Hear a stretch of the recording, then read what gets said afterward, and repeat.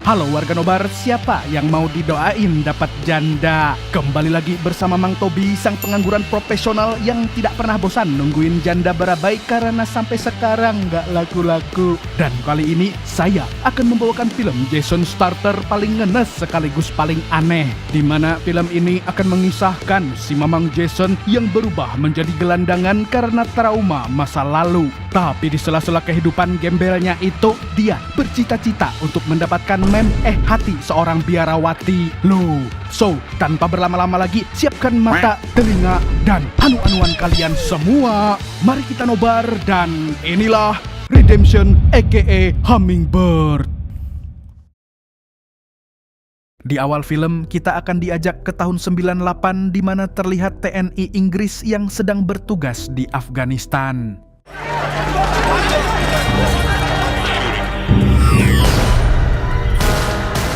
Tak disangkanya, pasukan khusus terbaik dunia yang bernama Tim Mawar itu habis terbantai, kecuali sersan mereka yaitu Joseph Smith yang merupakan prajurit paling overpower. Dan gara-gara pembantaian tersebut, Joseph jadi lepas kendali dan mulai menghilangkan semua warga sipil yang ada di sana. Sejak kejadian itu, Joseph memilih untuk kabur karena mengalami trauma atas tindakannya sendiri dan menjadi buronan militer karena dianggap terlalu berbahaya. Beberapa tahun telah berlalu, kini Joseph hidup menjadi gelandangan di pemukiman kumuh di tengah kota. Hidupnya hanya ditemani teman sesama gelandangannya yang diketahui bernama Isabella. Selama ini Joseph selalu berusaha menahan diri agar tidak bertindak sembarangan lagi. Ia berusaha tidak merespon saat duo Jamet, Panjul, dan Tukimin berulah. Tapi tiba-tiba Panjul mendekati Isabella dan memaksanya main kuda lumping. Otomatis kini Joseph tidak bisa tinggal diam. Jiwa prajuritnya yang tertidur bertahun-tahun pun kini bangkit kembali.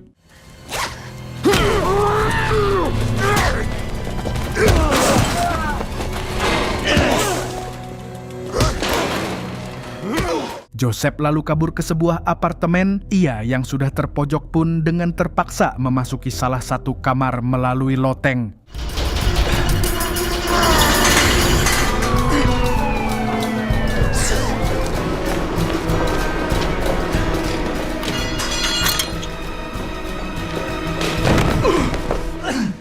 Setelah situasi aman, dia berkeliling di rumah itu untuk memastikan tidak ada siapapun di dalamnya. Alhamdulillahnya, ternyata pemilik rumah sedang tidak ada. Ia yang melihat ada intisari segera meminumnya agar badannya melemah dan ia tidak membrutal lagi seperti dulu di Afghanistan. Bersamaan dengan itu, Isabel sedang menunggu-nunggu kedatangan Joseph. Tapi sialnya, yang datang adalah si Panjul.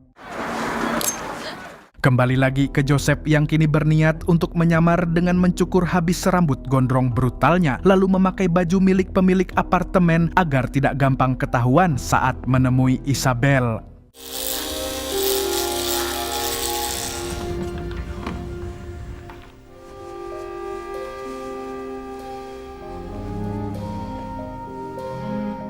Saat ia akan pergi, telepon di kamar itu berbunyi dan menyampaikan pesan otomatisnya bahwa penghuni kamar tersebut yang diketahui bernama Susilo yang merupakan seorang pelukis realis sedang liburan ke Gunung Kidul. Dan Susilo ini akan pulang kurang lebih sebulan lagi. Mendengar itu pun Joseph memutuskan untuk tinggal di sana hingga Susilo pulang. Dan kebetulan entah sedang hoki atau memang sudah diatur sutradara, beliau menemukan kartu ATM punya Susilo yang baru saja dikirim oleh pos lengkap dengan nomor PIN-nya. Malam harinya dia mengambil uang dari rekening Susilo untuk membeli ciu bekonang dan intirasi. Tapi tiba-tiba tanpa sebab yang jelas Joseph kembali teringat pada masa lalunya ketika dia membrutal di Afghanistan.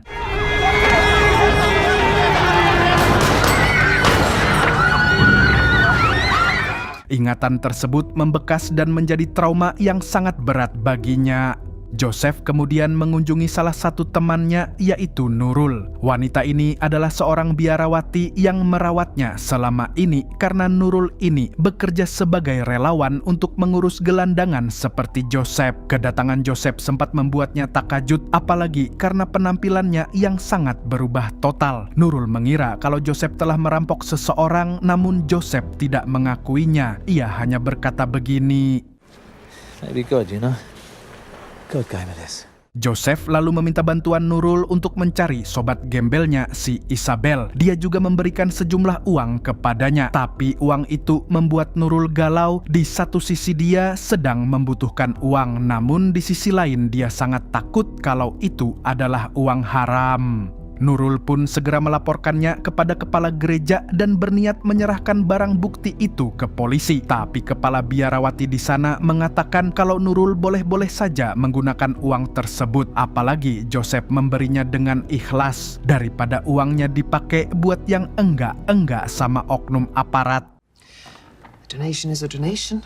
I don't see the quandary. Nurul akhirnya mengambil beberapa lembar untuk membeli sesuatu yang telah dia idamkan sejak lama, yaitu tiket konser balet. Tanpa berlama-lama, Nurul langsung pergi ke pusat kota untuk membeli tiketnya. Namun ternyata semua tiket telah terjual habis, kecuali tiket VIP yang tentu saja harganya ratusan kali lipat dari uang yang diberikan oleh Joseph. Ia pun kembali harus mengurungkan niatnya. Di sisi lain, Joseph kembali terbayang pertempurannya di Afghanistan. Dia bahkan sampai berhalusinasi.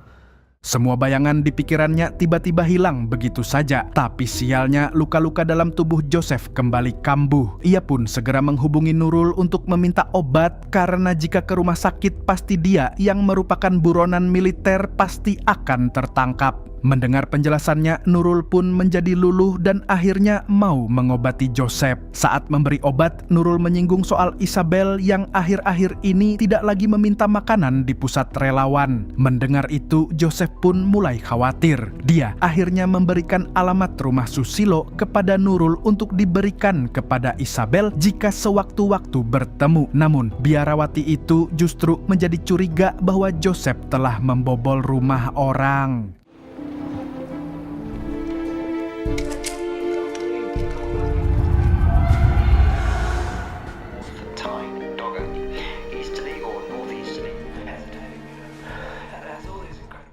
Pagi pun menjelang, Joseph memutuskan untuk menempelkan pengumuman orang hilang di tiang listrik bersebelahan dengan iklan badut ulang tahun dan sedot WC. Ia berharap Isabel membacanya dan dapat menghubunginya. Dan tak perlu waktu lama, harapan Joseph terwujud. Ia mendapat pesan suara dari Isabel yang mengatakan bahwa dirinya baik-baik saja dan akan segera menemui Joseph. Padahal pada kenyataannya Isabel saat ini sedang dijadikan atlet kuda lumping oleh si Panjul. Dan sialnya lagi, ada seorang pria yang terlihat seperti psikopat tertarik pada Isabel, dan dia adalah El Samidi.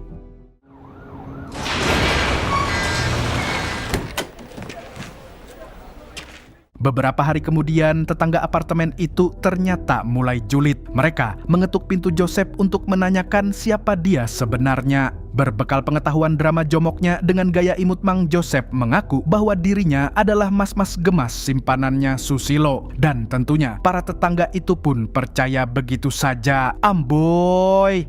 Namun, lama-kelamaan Joseph mulai merasa bersalah kepada Susilo. Dia akhirnya memutuskan untuk tidak lagi menggunakan hartanya dan mulai cari kerja apa saja yang penting capek. Dan kebetulan ia keterima kerja sebagai tukang bersih-bersih di sebuah restoran Cina terdekat. Suatu hari yang tenang, tiba-tiba restoran itu diusik oleh para jamet. Dan karena pemilik resto takut, akhirnya Joseph yang disuruh untuk mengusir para jamet itu. Joseph yang berniat mengusir mereka dengan baik-baik justru dirasisin, dibully, dan ditantang gelut karena jelas mereka tidak tahu siapa Joseph sebenarnya.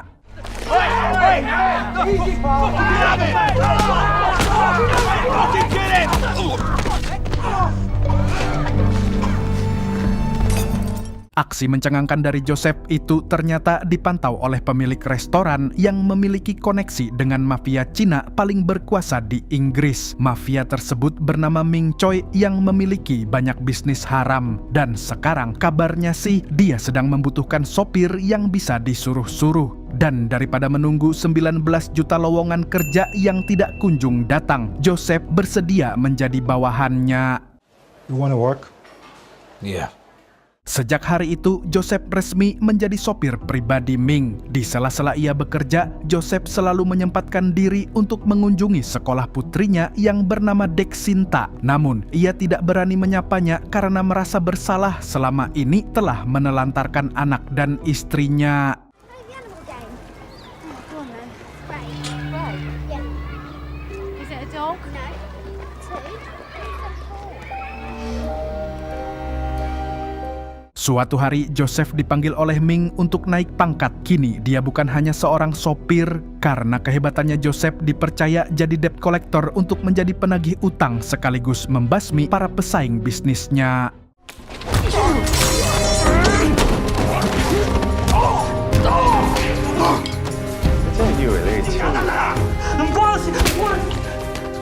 Tentu saja, ia bisa melakukan tugas ini dengan sangat mudah sehingga mendapatkan banyak cuan dari pekerjaan haramnya tersebut. Namun, Joseph tidak menggunakan uang itu untuk berfoya-foya. Dia justru menyumbangkannya kepada orang-orang yang membutuhkan, terutama para gelandangan, anak yatim, kaum duafa untuk dijadikan MBG premium. Beberapa bulan kemudian, Joseph tidak sengaja bertemu dengan istrinya yang bernama Dawn di Indomaret. Dawn sangat takjub saat melihat mantan suaminya yang kini berpenampilan seperti pejabat, sedangkan selama ini ia hidup sengsara. Bahkan saking sengsaranya, demi bisa makan sehari-hari, ia rela menjadi atlet kuda lumping. Untuk menenangkannya, Joseph memberinya sejumlah uang lalu pergi dari hadapannya. Hari berganti. Di malam itu, Joseph mengirim banyak hadiah beserta gaun untuk Nurul. Ia berniat mengajaknya makan malam sebagai bentuk terima kasih. Namun Nurul mengembalikan gaun tersebut karena biarawati tidak boleh mengenakan pakaian seperti itu.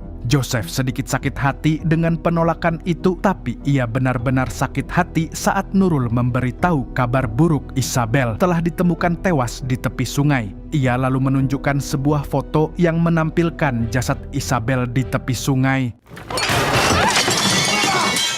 Nurul memahami amarah Joseph, tapi ia juga kecewa kepadanya karena di tubuh Isabel ditemukan kandungan garam Cina, ciu, dan intisari yang selama ini diedarkan oleh Ming Choi, yang berarti Joseph juga bersalah atas kematian Isabel. Dia menasihati Joseph agar kembali ke jalan yang benar. Nurul juga mengganti uang pemberian Joseph dengan yang halal, harapannya agar Joseph mau bertobat dan meninggalkan dunia gelap itu.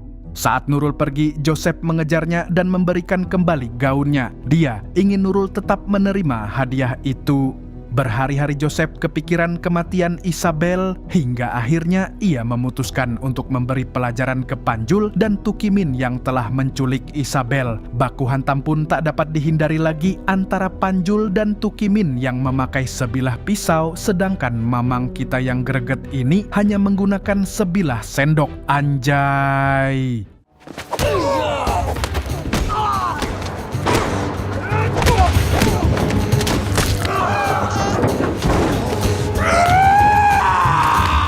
Dengan mudahnya Joseph menghabisi mereka. Panjul pun mengatakan kalau yang membunuh Isabel adalah customernya, tapi dia tidak tahu nama si pembunuh.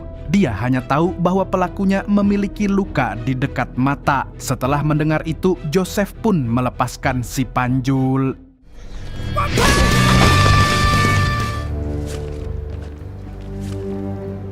Keesokan harinya, Joseph mengirimkan undangan pembukaan pameran realis milik Susilo buat si Nurul. Biarawati itu pun menepati undangannya dan tak disangkanya dia mengenakan gaun merah pemberian Joseph. Sebenarnya tujuan Joseph mengundang Nurul adalah untuk membicarakan kasus Isabel. Dia kemudian memberitahu ciri-ciri pembunuhnya dengan harapan Nurul bisa melaporkannya ke polisi. Saat sedang asik menyusun strategi, tiba-tiba ada mas-mas yang mendekati Joseph. Ternyata orang itu adalah mantannya Susilo yang mulai curiga kepadanya. Joseph yang sadar penyamarannya hampir ketahuan segera mengajak Nurul keluar dari galeri. Who the hell are you?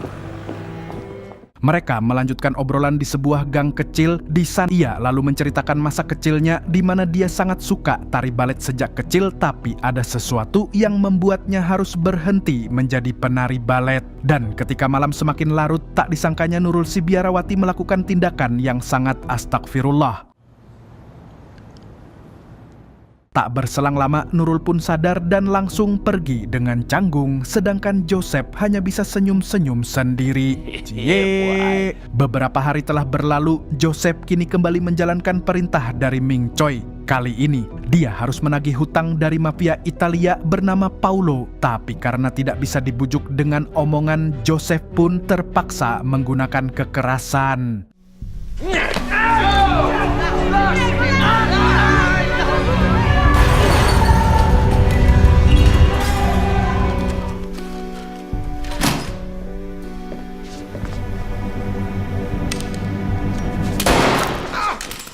Ternyata gara-gara keributan itu, Joseph yang masih berstatus buron kembali terlacak. Nurul yang diduga menjadi orang terdekatnya tak luput dari interogasi, tapi untungnya dia berpihak pada Joseph. Saat situasi sudah aman, Joseph segera menemui Nurul yang akan pulang ke gereja. Joseph pun ikut Nurul pulang. Selama perjalanan tampak Nurul sangat kesal dan mengatakan bahwa Joseph adalah orang yang munafik. Di satu sisi, dia berbuat jahat kepada orang lain, sedangkan di sisi yang lain, dia ingin menegakkan keadilan untuk Isabel. Namun nyatanya, Joseph memang tidak punya pilihan lain. Lagi pula, Nurul juga munafik karena telah menciumnya tempo hari. Namun, ternyata dia tidak ingat apapun gara-gara mabuk. Keduanya pun lalu berbaikan lagi. Nurul kemudian menceritakan masa kecilnya di Nganjuk. Kala itu, dia yang sedang rajin-rajinnya belajar tari balet, tak disangkanya selalu dianu oleh pelatih baletnya. Tidak hanya sekali dua kali, tapi ia telah dianu sebanyak 17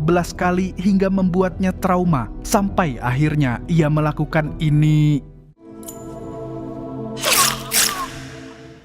Semenjak insiden tersebut, Nurul dikirim ke gereja karena masih terlalu muda untuk dipenjara. Joseph yang mendengar itu pun merasa sangat prihatin. Dan karena Nurul merasa lemas sehabis curhat masa-masa kelamnya, akhirnya Joseph memutuskan untuk mengantarkan Nurul pulang. Setibanya di gereja, Nurul langsung menghadap kepala biarawati untuk mengajukan pindah dinas ke Gunung Kidul. Dia merasa pengabdiannya di tempat itu terlalu berat karena ada banyak gangguan. Nurul ingin segera pergi dari kota tersebut paling lambat tanggal 1 Oktober, waktu di mana Joseph akan keluar dari rumah Susilo. Di waktu yang sama, Joseph menemui Ming Choi untuk meminta bantuan menemukan pembunuh Isabel dengan menunjukkan ciri-cirinya. Dan ternyata pelakunya adalah mas-mas yang order Isabel di awal film, yaitu El Samidi. Dan jika ingin menemukannya, satu-satunya akses adalah melalui atasan Ming Choi yang bernama Nyonya Choi.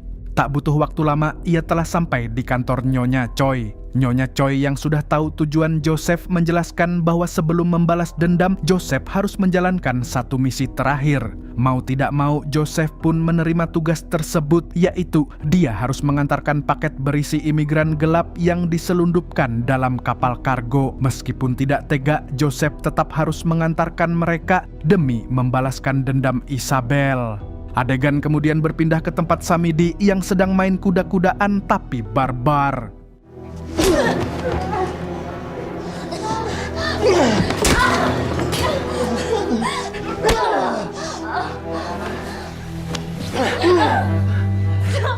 Tanpa ia sadari, ada utusan Nyonya Choi yang menyusup. Wanita ini lalu mencari tahu informasi jadwal Samidi untuk diberikan kepada Joseph. Sementara itu, Joseph yang baru saja sampai di pelabuhan. 58. It's coming, okay? Setelah tugasnya selesai, Joseph menerima undangan yang berisi informasi tentang Samidi, di mana tanggal 1 Oktober akan ada pesta yang dibuat oleh Samidi. Hari berikutnya, Joseph kembali meminta bantuan kepada Nurul. Kali ini, dia ingin difoto dengan menggunakan jas. Foto itu akan dikirim kepada putrinya agar dia dikenang sebagai orang baik. Nurul pun membantunya dengan senang hati. The businessman drinking his morning coffee. Such a successful man. So rich. There. I am changing you. Send those ones to me. I'll take them with me to Africa. So this is the end of my crazy patch, Joey. And I've decided I want to end it with you. Saking asiknya mereka berduaan sampai kelupaan kalau Susilo pulang di hari itu. Tapi hal itu tak menjadi masalah yang berarti karena bagi mereka dunia hanya milik berdua, yang lain cuman ngontrak.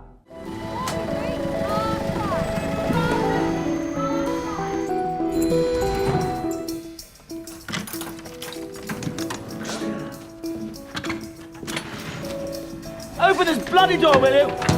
Can you hear me? I said open the door! Joseph yang menyadari bahwa hari itu juga Nurul akan pindah ke Gunung Kidul, memberikan segepok uang yang katanya halal ke Nurul. Nurul dengan halus menolak dan meminta Joseph menemaninya nonton balet saja. Saat malam menjelang, Joseph mengunjungi rumah Dawn untuk memberikan foto dan uang. Namun, yang menyambutnya adalah anaknya sendiri, si Dek Sinta. Ternyata, selama ini Sinta tidak pernah tahu siapa bapaknya. Joseph pun memakluminya, ia hanya ingin melihat Dek Sinta dan menggenggam tangannya. Lalu ketika Dawn datang, Joseph buru-buru pergi meninggalkannya.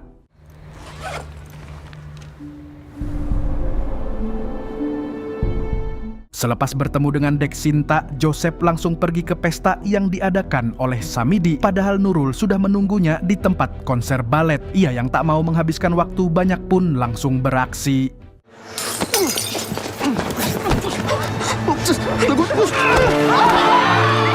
Joseph yang menyadari kembali terpantau oleh drone militer segera pergi untuk mencari tempat bersembunyi. Sementara itu Nurul baru saja selesai menonton balet.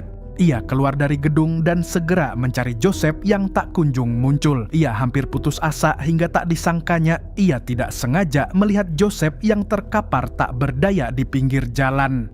Melihat jiwa gelandangan Joseph yang sudah mendarah daging, dia pun menghampirinya dan memberinya kain untuk menghangatkan diri. Mereka berdua akhirnya mengobrol satu sama lain. Joseph juga menceritakan apa yang terjadi di Afghanistan ketika dia membalaskan dendam teman-temannya yang dibantai oleh para teroris. Nurul pun langsung menenangkan Joseph dengan memberinya sebuah pelukan. Di akhir film, Nurul akhirnya berangkat ke Gunung Kidul. Dalam perjalanan, ia membuka surat dari Joseph. Dear Christina. Di surat tersebut, Joseph berjanji akan menjadi orang yang baik. Sebagai mantan pimpinan tim Mawar yang selamat, ia bertekad untuk menjadi presiden suatu hari nanti agar bisa menegakkan keadilan. I hope Africa treats you well. Oh my love, Joseph Smith. Tamat. Jadi apa pelajaran dari film ini? Niat baik itu tidak ada artinya kalau caramu haram dan tanganmu masih berlumuran dosa. Lihat si Mamang Joseph, niatnya mulia, mau bantu gelandangan pakai duit haram hasil nagih utang. Mau cari keadilan buat Isabella pakai cara mafia. Tapi hasilnya tetap saja chaos dan dia tidak bisa benar-benar hidup tenang. Sama kayak bebuhan pian pas jackpot, menang judol, menang togel, duit haram jelas. Disumbangkan ke masjid lawan panti asuhan, alasannya biar jadi berkah, jadi duit bersih. Konsep mikir dari mana itu? Hei, pian pikir malaikat kada tahu itu duit hasil judi? Duit haram ya tetap kayak haram. Kada bisa pian sulap jadi halal cuman gara-gara niat baik. Sama kayak si Joseph, niat baiknya tidak bikin tangan haramnya jadi suci. Segitu dulu dari Mang Tobi, sang pengangguran profesional yang masih mengharapkan para janda untuk berkumpul, mengucapkan sampai jumpa di video selanjutnya. Nah, kalau begitu, Mas Yono yang sebentar lagi akan terkenal, passwordnya dong. Burung gundul pamit dulu.